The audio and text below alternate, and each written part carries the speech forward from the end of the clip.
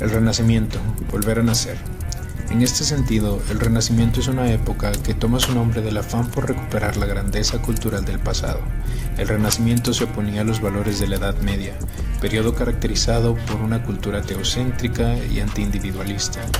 En contraposición, los renacentistas lucharon por rescatar los valores y prácticas de la antigüedad clásica y promover el antropocentrismo y el individualismo. Entre las características principales del Renacimiento podemos encontrar el realismo. El renacentismo impulsó el realismo como forma imperante en la escultura y pintura. Este periodo a menudo es considerado una edad de oro para las artes, la música y la literatura, y las obras de los grandes maestros como Leonardo da Vinci y Miguel Ángel han inspirado a todo tipo de creadores durante los siglos.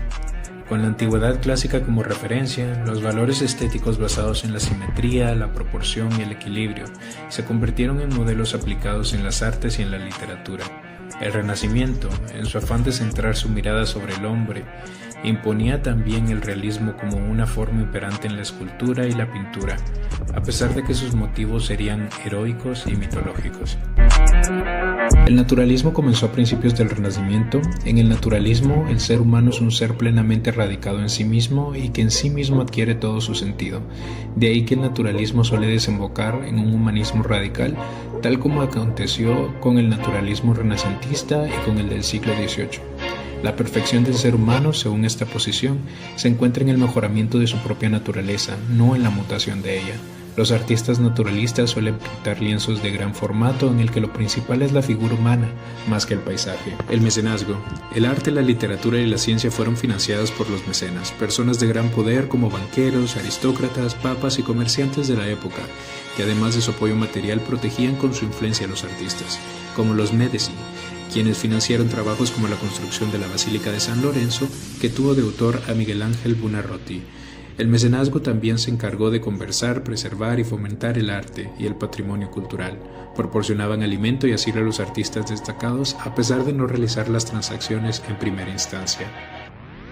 El racionalismo surgió después de importantes cambios culturales que se dieron en Occidente durante el Renacimiento y el fin de la Edad Media. Esta corriente filosófica defendía el postulado de que el conocimiento humano proviene de su capacidad para razonar. En ello se distinguía del empirismo, su corriente contraria, que establecía la importancia de los sentidos y de la experiencia como vía hacia el aprendizaje. El pensador francés René Descartes fue el fundador del racionalismo.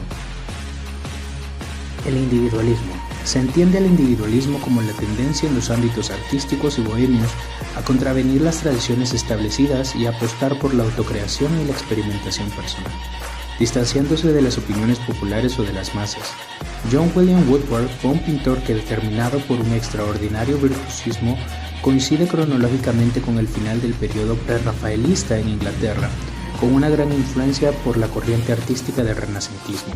La pintura llamada Persian Princess es del siglo XV. Hedonismo. Mientras que en la Edad Media destacó el sufrimiento, el hombre del Renacimiento buscaba autosatisfacción y realización espiritual. El hedonismo es la escuela filosófica y doctrina moral que considera el placer como único y supremo bien de la existencia humana. Su nombre viene del vocablo griego hedone, equivalente al placer, y sus orígenes provienen de la antigüedad clásica. Aunque han existido formas distintas de hedonismo a lo largo de la historia, a menudo se confunde el hedonismo con la búsqueda de los placeres meramente físicos, lo cual es solo un aspecto de lo valorado por esta doctrina.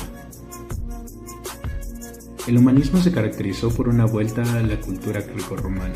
El término humanista era utilizado para referirse a quienes dominaban las enseñanzas de las letras y la cultura clásica, saberes heredados de los griegos y romanos. Una de las características de este movimiento fue el hecho de que promovía el uso de la razón por encima de la religión. Esto causó que varios artistas de la época criticaran abiertamente la corrupción moral que se hallaba en la Iglesia Católica a través de sus obras. El mayor logro o el mayor cambio del humanismo fue el hecho de que se trataba de cualquiera persona tuviera acceso al conocimiento. Conclusión. Para concluir, nos gustaría leer una frase de uno de los más fieles representantes de esta época, llena de amor al arte y la sabiduría. Si una persona es perseverante, aunque sea dura de entendimiento, se hará inteligente, y aunque sea débil, se transformará en fuerte. Leonardo da Vinci.